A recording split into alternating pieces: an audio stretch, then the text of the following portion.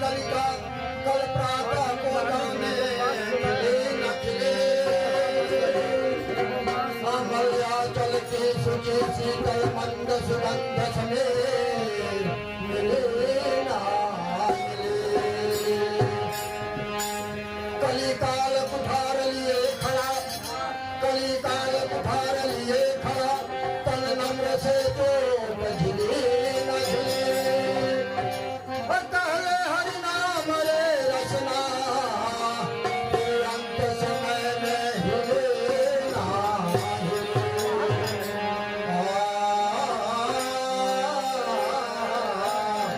बाबा दीपावली त्योहार आवा था तो दीपावली त्योहार में कही रही है एक सखियां उसको हम भजन के माध्यम से श्रवण करेंगे।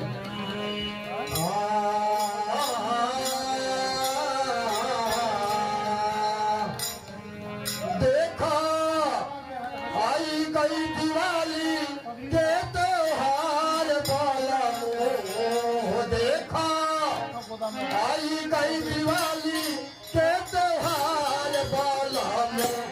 चला हमारे संग देहरी बाजार वाला चला हमारे संग देहरी बाजार वाला चला हमारे संग देहरी देखो आई गई दिवाली के त्योहार वाला देखो आई गई दिवाली के त्योहार वाला चला हमारे संग देहरी बाजार वाला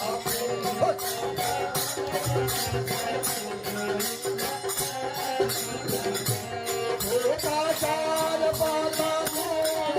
बाजार वाला हो बाजार वाला हो बाजार वाला हो चला हमारे संग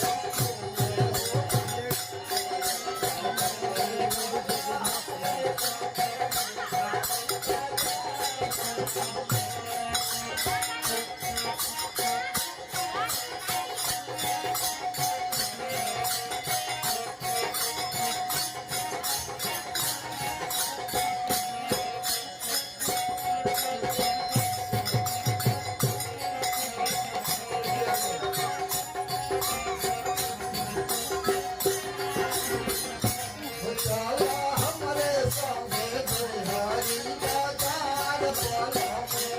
चला हमारे संग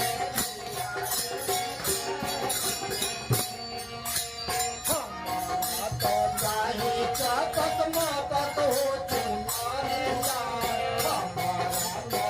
नहीं हो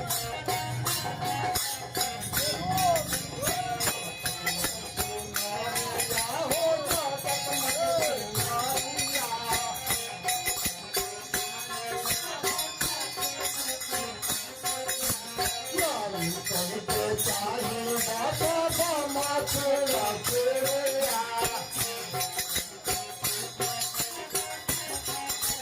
मैडम जी कहा था हमारा तिलक तिलड़ी चाहिए और एकदम से बम छिछोड़ी चाहिए हमारा चाहिए क्या तक ना तक हो तुम